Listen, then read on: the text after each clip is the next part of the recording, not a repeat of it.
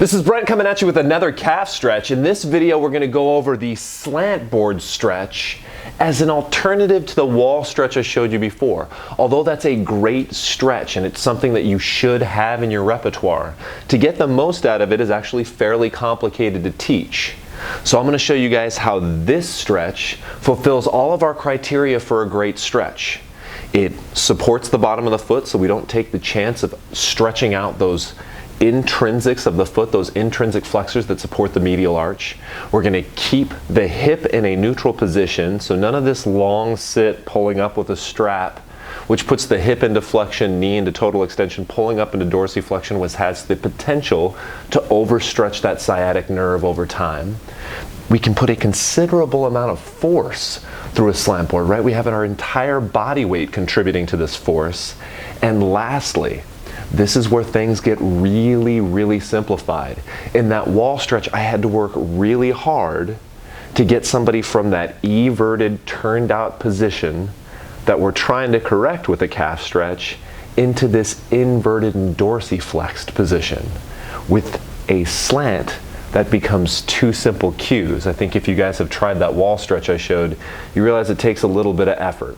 I'm gonna have my friend Yvette come out. She's gonna help me demonstrate. So first things first, guys, the reason I've never showed this stretch before, I hadn't found these OPTP slants before, and this is not just an endorsement for a product. Slant boards had the tendency to be really expensive, like in that $100 to $200 range. That makes it very hard for me to look at a client or a patient and go, hey, I need you to get this for home. Not to mention some of the slant boards I've had in the past were a little rickety on top of being expensive. These OPTP slants you can get on Amazon for 21 bucks, and it comes with two. If I beat them up, it doesn't matter a terrible amount. They seem to last 3 to 6 months anyway, and then I just buy another set. I can refer a client to get these for home, so I know that in between our sessions, they're continually working on gaining that dorsiflexion. Now let's get back to the cues on this stretch so I can show you how simple this really is. Rather than that wall stretch where we had to turn the foot in and work on tibia, on foot inversion, and take a step sideways and do all this cueing, all I have to ask Yvette to do is go, okay, stand up on the slant board, hold on to this for support. She's gonna turn her feet a little pigeon-toed, so pinky toe pointing forward or fifth metatarsal pointing forward.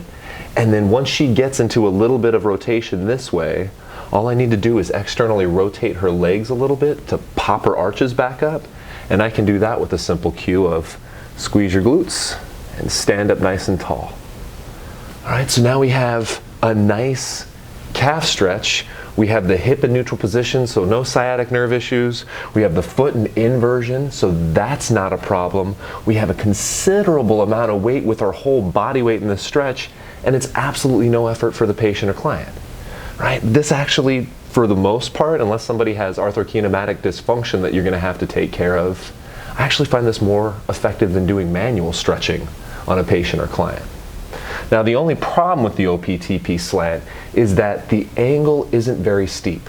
So this is great for somebody who just came in, who is very tight, but after a few weeks of doing this, they're gonna get as much as they can out of the OPTP slant, and we're gonna have to find something a little bit more intense. So we're gonna trade in 2 pieces of cheap foam. And by cheap, I just mean less expensive, which I love.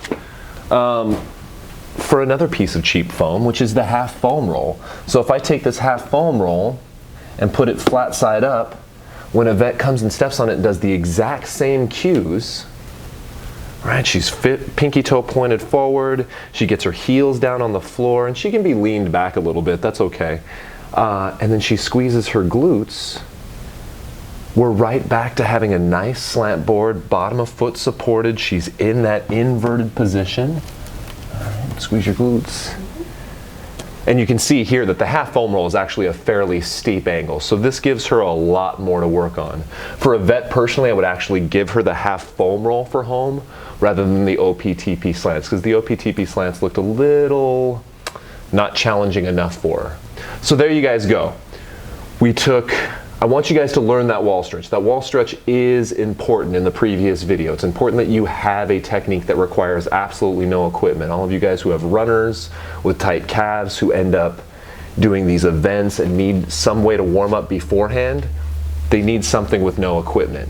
But for your clubs, get something that you can use for a slant board. It will make your life a ton easier.